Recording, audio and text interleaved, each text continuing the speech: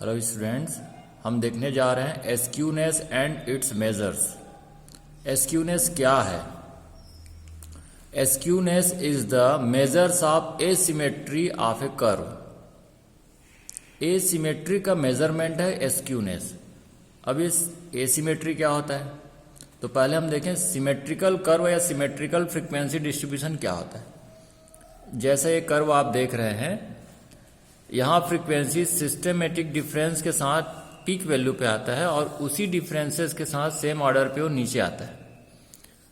तो top value के left और राइट में कर्व बिल्कुल एक जैसे दिख रहा है। जैसा लेफ्ट में है पीक वैल्यू का राइट में भी उतना ही उसी शेप में है। ऐसे कर्व को सिमेट्रिकल बोलते हैं। सिमेट्रिकल या नॉर्मल फ्रीक्वेंसी डिस्ट्रीब्यूशन कर्व बोलते हैं या bell shaped symmetrical frequency distribution curve बोलते हैं। तो बेल घंटी के आकार का दिख रहा है, बेल शेप्ड सिमेट्रिकल कर्व या नॉर्मल फ्रीक्वेंसी डिस्ट्रीब्यूशन 90 डिग्री का ऐसा कर्व सिमेट्रिकल है। अगर ऐसा नहीं है तब हम उसको एसिमेट्रिकल कर्व बोलते हैं। सिमेट्रिकल का उल्टा एसिमेट्रिकल। अब वो एसिमेट्री कैसी है, इसका मेजर ही क्या है? एस्क्यूनेस का मेजर करना है। अब ये कर्व सपोज ऐसा हो सकता है या ऐसा हो सकता है। आप देख रहे हैं ये दोनों जो है अपने पीक वैल्यू के लेफ्ट राइट में एक जैसे नहीं है। ये एसिमेट्रिकल कर्व है, जबकि ये क्या था? सिमेट्रिकल कर्व था। सिमेट्रिकल कर्व या बेल शेप्ड सिमेट्रिकल कर्व या नॉर्मल फ्रीक्वेंसी डिस्ट्रीब्यूशन में ये ध्यान देने वाली बात है कि मीन वैल्यू, ऐसे फ्रीक्वेंसी डिस्ट्रीब्यूशन का मीन एक्स बार से दिखा रहा है, मीडियन एम या मोड जेड, ये तीनों वैल्यू सेम आता है। सिमेट्रिकल कर्व या नॉर्मल फ्रीक्वेंसी डिस्ट्रीब्यूशन में मीन मीडियन मोड इक्वल आते हैं।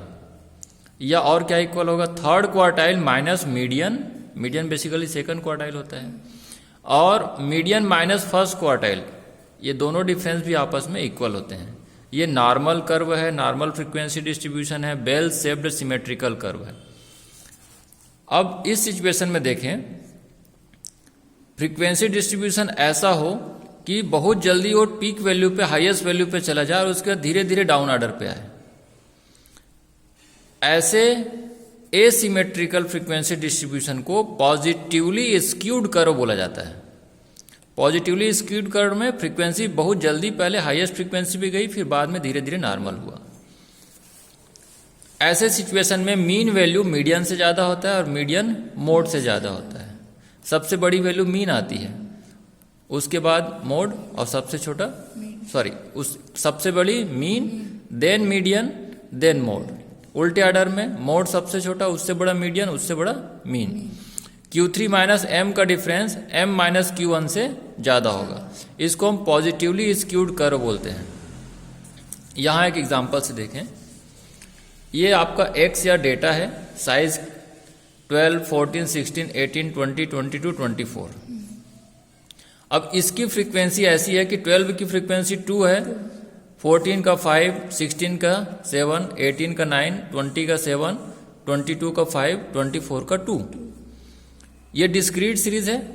देखो कैसे बढ़ा फ्रीक्वेंसी, 2, 5, 3 का डिफरेंस आया, अगेन 2 का डिफरेंस 7, अगेन 2 का 9। ये पीक वैल्यू चला गया, लगभग 2 के इंटरवल से गया। अब 9 से ठीक पहले 7 था, 9 के बाद 7 है, 7 से पहले 5 था, अभी 7 के बाद फिर 5 है, फिर 2, 2। तो जिस सिस्टमेटिक ऑर्डर से पीक पे गया उसी ऑर्डर से क्या हो रहा है? डाउन। तो इसके लिए जब हम कर्व प्लॉट करेंगे तो सिमेट्रिकल होगा। सिमेट्रिकल, सममित हिंदी में बोलते हैं, नॉर्मल फ्रीक्वेंसी डिस्ट्रीब्यूशन। अब ये दूसरा देखो, अगर फ्रीक्वेंसी 12 की कितनी हो? 2, उसके बाद बहुत बड़ी वैल्यू आ गई, 14 के लिए कितना हो गया? 12 हो गया, एकदम से बड़ी हो गई, और उसके बाद धीरे धीरे करके डाउन हो रहा है, 8, 6, 5, 3, 1। तो टेल कैसे बनेगा इसका? सीधा पीक पे चला गया, उसके धीरे धीरे नीचे आएगा। तो इस टाइप का सिचुएशन है ये वाला। तो हम इस तरीके के एसिमेट्रिकल कर्व को क्या बोलेंगे, या एसिमेट्रिकल फ्रीक्वेंसी डिस्ट्रीब्यूशन को पॉजिटिवली स्क्यूड कर्व। ठीक है। दूसरा सिचुएशन है स्क्यूनेस का या एसिमेट्री का। निगेटिवली स्क्यूड कर्व किसको बोलेंगे? इसमें फ्रीक्वेंसी धीरे धीरे पीक पे आएगा और उसके बाद तेजी से डाउन हो जाएगा। इस सिचुएशन में हम देखते हैं कि मीन वैल्यू सबसे छोटी है, ये मीडियन से छोटी है, मीडियन मोड से छोटी है। ठीक है,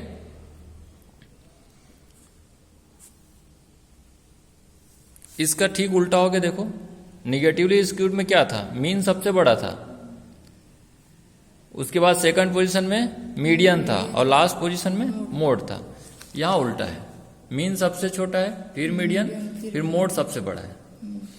Q3 minus M minus Q1 से क्या होगा, लेस देन रहेगा इस सिचुएशन में। तो ये निगेटिवली स्क्यूड कर्व का इनके थ्रू हम कैलकुलेशन कर सकते हैं। तो इन दोनों को याद रखें। देखो जब वो सिमेट्रिकल कर्व या नॉर्मल फ्रीक्वेंसी डिस्ट्रीब्यूशन रहता है तो ये तीनों value mean median mode equal होते हैं, तीनों सेंट्रल वैल्यू आपस में इक्वल आते हैं। जबकि पॉजिटिवली और निगेटिवली कर्व में ये डाउन ऑर्डर पे आ गया, मीन बड़ा, फिर मीडियन, फिर मोड, और ये उल्टे ऑर्डर में मीन सबसे छोटा, मीडियन, फिर मोड। इसको अगर हम देखें एक फ्रीक्वेंसी डिस्ट्रीब्यूशन, ये सेम एग्जांपल है। साइज 12 के लिए फ्रीक्वेंसी 1 है, 14 के लिए 2 3, देन 5, देन 6 8, बढ़ते बढ़ते धीरे धीरे इंक्रीज हुआ 1 से 12 तक और उसका सीधे डाउन हो गया। मतलब टेल ऐसे बनेगा, धीरे धीरे धीरे बढ़ा, उसका सीधे डाउन हो गया। तो ऐसा फ्रीक्वेंसी डिस्ट्रीब्यूशन कौन सा होता है, निगेटिवली स्क्यूड कर्व या निगेटिवली स्क्यू फ्रीक्वेंसी डिस्ट्रीब्यूशन बोलेंगे।